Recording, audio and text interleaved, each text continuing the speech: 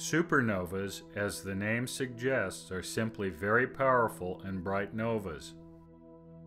They can briefly outshine an entire galaxy, radiating as much light as the Sun before fading over several weeks or months.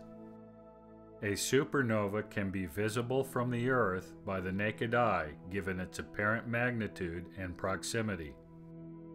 Currently, we know of approximately 30 supernova events. Understandably, the great majority of these have been discovered or observed during the age of telescopes. The most recent supernova visible to the naked eye was Kepler's supernova SN 1604. The designation refers to the year of the event. Prior to Kepler's supernova, there are 7 recorded supernova events. Of course, we must be careful here, since the chronological dating of the events must be considered suspect, and we cannot rule out the possibility of duplicates. To qualify for consideration as the Star of Bethlehem supernova event, the supernova must fall within a reasonable range of 1000 AD, according to our current chronology. It must also have had an apparent magnitude that would make the Earth's night seem as day. Using the scale for classifying apparent magnitude developed by Norman Pogson, the Bethlehem event would have to far exceed a -4, which is the value at which the faintest objects are observable during the day with the naked eye when the sun is high. 3 of the 7 are disqualified for an inadequate apparent magnitude. 4 are disqualified due to chronological considerations. 2 events are disqualified on both counts. This leaves us with 2 viable candidates for the Star of Bethlehem, SN 1006 and SN 1054. Both events were spectacular, with SN 1006 considered the brightest stellar event in recorded history.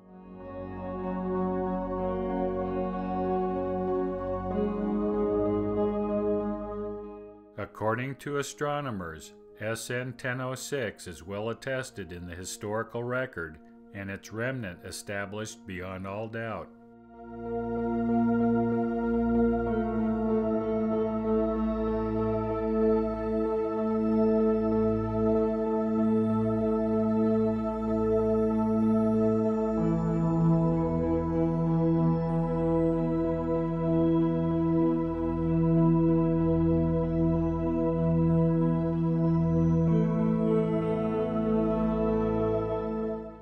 There certainly are historical accounts of a supernova-like star, or perhaps more than one.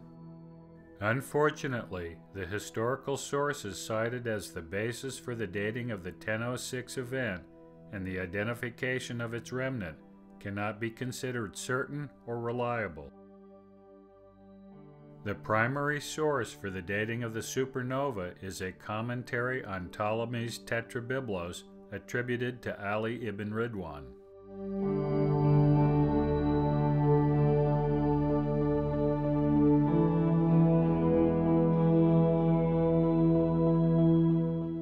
In his commentary, Ridwan provided a list of the positions of the planets at the time of his first sighting.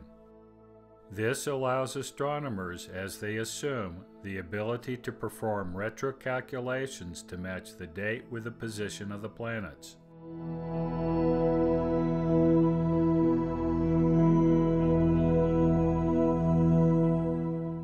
Astronomers are sure of this date because they have used what are known as ephemerides. Originally, ephemerides were tables listing the positions of planets and other astronomical objects, such as natural satellites.